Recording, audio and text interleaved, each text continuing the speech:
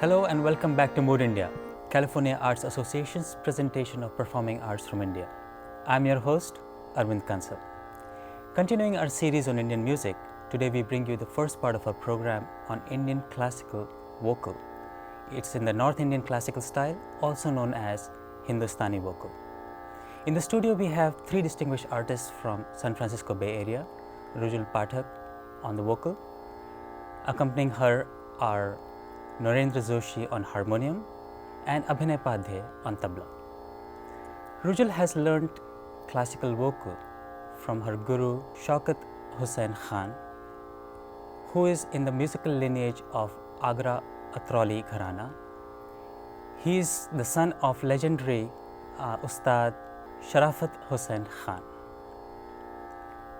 Narendra Joshi has been initiated into music by his mother at a very early stage, and he is largely self-taught. In the Bay Area, he has accompanied several artists giving performances all over the Bay Area. Abhinay Padhe, our viewers might recognize him as a person who has been interviewed on this program before. He has learned tabla from Nana Mure and later on from Pandit Bhai Gaitonde of Mumbai. He teaches classes on tabla, and he also learns from Pandit Swapan Chaudhary, the legendary figure in San Francisco Bay Area. Welcome. Rujul, could you give our audience an introduction to Indian and especially Hindustani classical vocal and how it compares against Western classical music? Indian classical music is very different from Western classical music in a lot of respects. But let me give you an example to kind of let the audience know that how different it is in terms of improvisation. One of the key things in Indian classical music is the improvisation element. Let me explain you by giving you an example. Many years back at my home in Ahmedabad, my grandfather's American student visited us. He is a pianist himself and he wanted to listen to some live Indian classical music. When he heard a vocalist performing and a harmonium player accompanying him and the tabla player accompanying him, he asked me whether these three people were a team and how long they had been performing together. He was very, very surprised when I told him that no, these people are not a team. They have been performing not for many years but only today. They have just met on the stage for the first time in their life.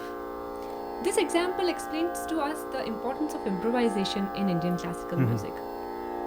Having said that, I would also like to add that our improvisation is not without rules or constraints. The improvisation is done, but that is within a set of rules and constraints that every rag has. But within that set of rules, a musician has all the scope to perform the rag in the way that he or she wishes. I like to use the phrase freedom in constraint to kind of describe Indian classical music. So constraint being the rag part, which gives it the structure, the rag and the tal. Absolutely. The rules of every rag. For example, we just heard Yaman. Yaman has a very distinct pattern. It has its own aroha and the avroha. But the way that every musician sees Yaman and perceives Yaman and performs Yaman differs from musician to musician. I see. So for a person who knows Yaman, by listening to anyone perform Yaman, they would be able to recognize it instantly. Absolutely. In a performance, or let's say in Hindustani classical, what are the key elements? In a Hindustani vocal classical recital performance, you can say that the Khayal performance, which is now become synonymous with North Indian classical vocal music performance, consists of three main organizational elements. The first one is the Bada Khayal, which is the slow lay, vilambit lay, bandish, that is set to tal, vilambit ek tal, or even jhumra or any other such vilambit tals. That is followed by a medium tempo bandish, which is called the Chota Khayal. After that, usually artists like to perform a Drut Khayal bandish to kind of tie the entire performance together. I would like to share with my viewers what my guru always tells me. He tells me that जब गाना खत्म हो तो सुनने वाले के मन में सुकून और शांति होनी चाहिए. What he means is that every person who listens to your recital should feel that it's a complete presentation that you have done. They should have a satisfaction of hearing a complete presentation. That I think is the beauty of our Indian classical music. I see. So could you share with us, with our viewers, a piece of Bada Khayal? Sure. I would like to present a Bada Khayal in the rag Chandrakons. This is a night melody and it's a Madhyam Pradhan rag. I will request Abhinay ji to play a Vilambit Ektal with me, and we will be singing this bandish. The bols are Karan Tumre Balma.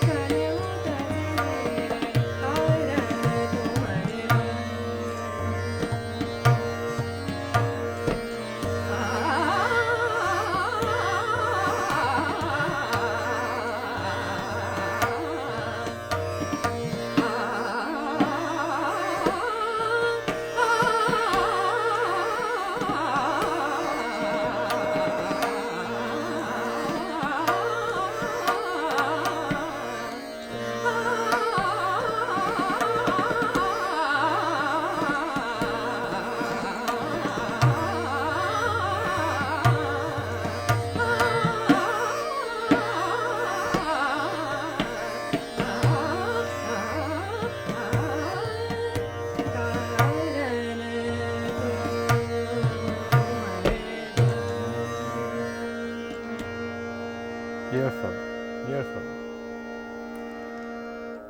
In the Indian classical, especially the North Indian Hindustani classical, there are also what are known as the lighter forms of classical. So, can you tell us something about that? Yeah, that's an interesting question. There is something called light classical music and semi-classical music.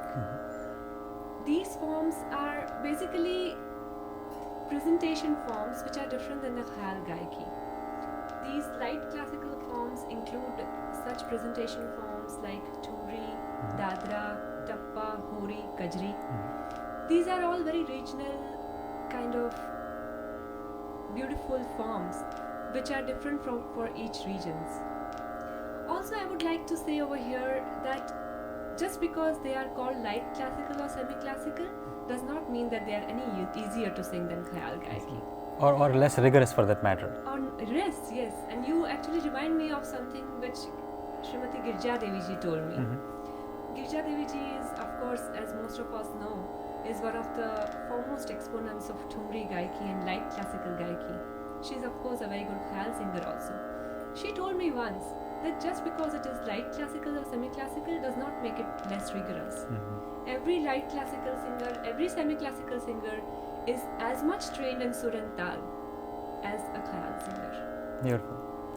So, can you give us an example of a Thumri? Sure, I will want to sing a very beautiful Thumri Ang Bandish in Rag Khamaj. Semi-classical forms are usually different in terms of structure and also terms of rag selection. The rags which are mostly sung in semi-classical are Pilu, Khamaj, Kirwani, all these rags. So I will sing this Thumri Ang Bandish in Rag Khamaj.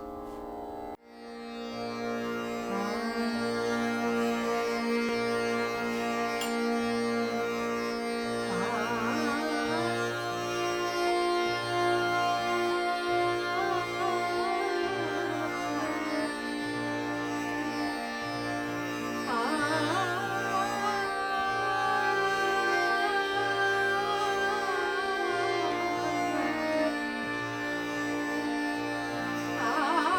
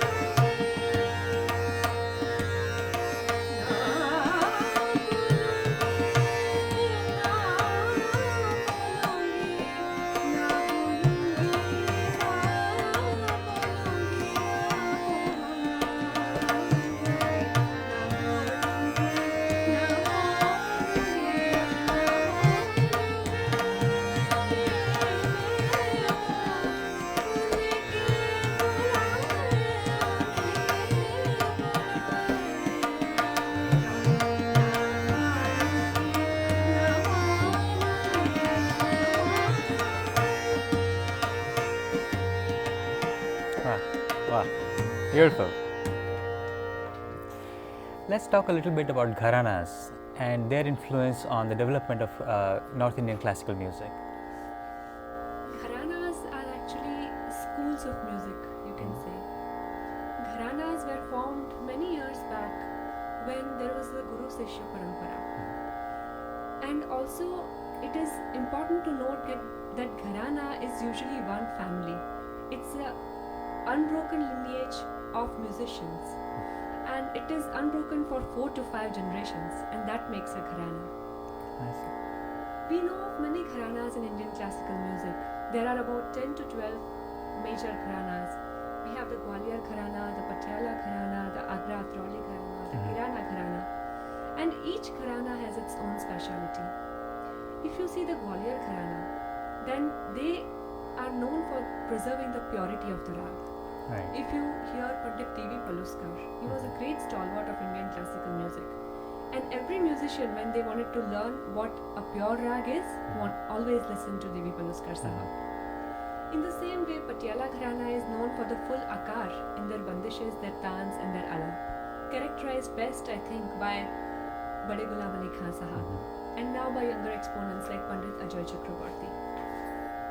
If we talk about the Agra Atrauli Gharana, which I am a part of, Right. then the speciality of this gharana is probably the Laidar Gana.